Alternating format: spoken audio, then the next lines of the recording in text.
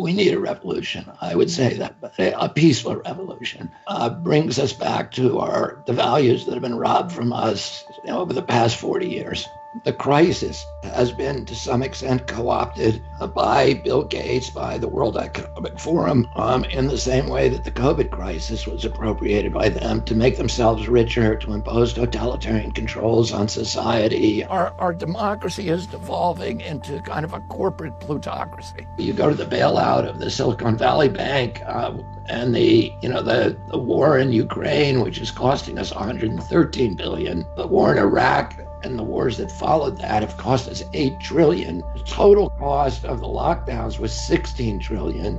And we got nothing we didn't get anything for all those wars we fought. The $8 trillion, we got zero. We got worse. What we're being told about this war is just not true. We've printed 10 centuries of money in the last 14 years.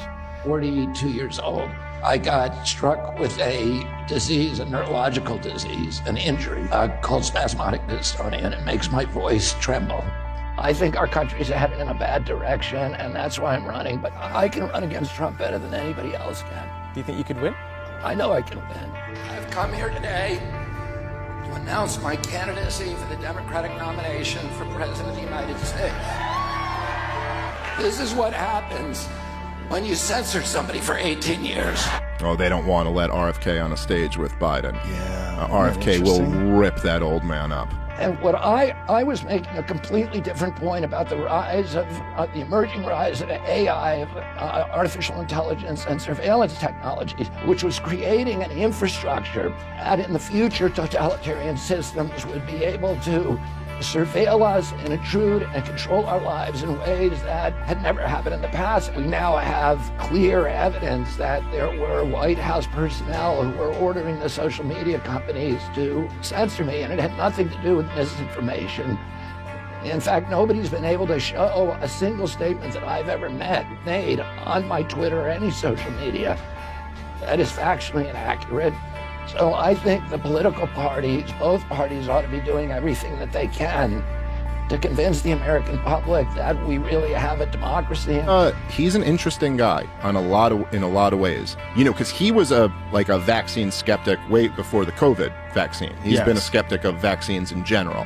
And a lot of people say that's this is a conspiracy theory or it's too far. But, that argument after COVID is really much weaker than it used to be. Because people are actually like, yeah, I'm listening now. Yes. Now I'm actually kind of listening to that guy. It seems like there's a playbook, and you guys have been following this playbook forever. Yes. And I got his speech, his announcement speech last week. I've come here today to announce my candidacy for the Democratic nomination for President of the United States. He spoke for over an hour, and it was really fantastic. I don't agree with everything the guy says, but the major theme of his speech was that there is this unholy alliance of big business and big government, and they're working together to screw over the American people. Cześć. Kandydatura Roberta F. Kennedy'ego zasługuje moim zdaniem na uwagę. Jest on bardzo ostro cenzurowany i stracił większość swoich kont w social mediach, a mimo to kandyduje na prezydenta Stanów Zjednoczonych. Co takiego głosi? Postaram się wam tutaj przedstawić w kilku wycinkach z amerykańskiego internetu, bo uważam, że osoba ta zasługuje na dostrzeżenie także w Polsce i to, co głosi, z pewnością dla wielu osób, dla wielu organów jest bardzo niewygodne, więc zachęcam, jeśli lubicie taki niezależny przekaz, do powielenia, podania tej informacji dalej i zapoznania się z całym tym nagraniem.